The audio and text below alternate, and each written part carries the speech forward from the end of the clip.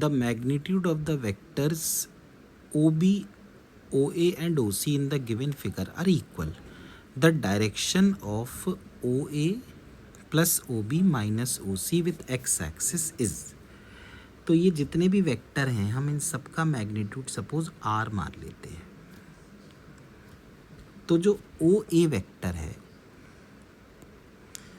उस वेक्टर को हम कह देंगे R cos 30 I cap plus R sin 30 j cap. इसी तरह से अगर हम OB वेक्टर को देखें तो उसको हम कह सकते हैं R cos 60 I cap plus नहीं minus R sin 60 j cap. इसी तरह से अगर हम OC को देखें तो OC को हम कह सकते हैं माइनस R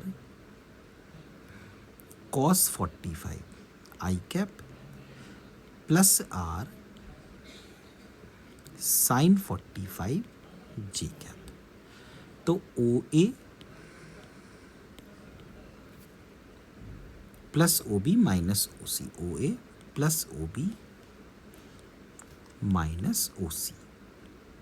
तो आप देखिए यहाँ पर I कैप में क्या आएगा, R cos 30 यानी R √3/2 प्लस R cos 60 यानी R/2 माइनस OC, तो OC तो पहले ही माइनस में है तो प्लस R/√2, फिर प्लस j कैप और R sin 30 मतलब R/2 minus R √3/2 and minus R/√2।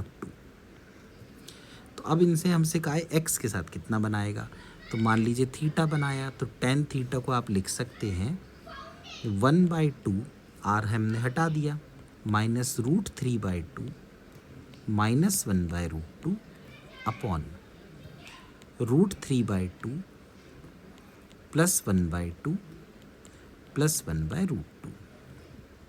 तो अगर हम लोग 2 कॉमन ले लें तो 1 minus √3 minus √2 upon √3 plus 1 plus √2।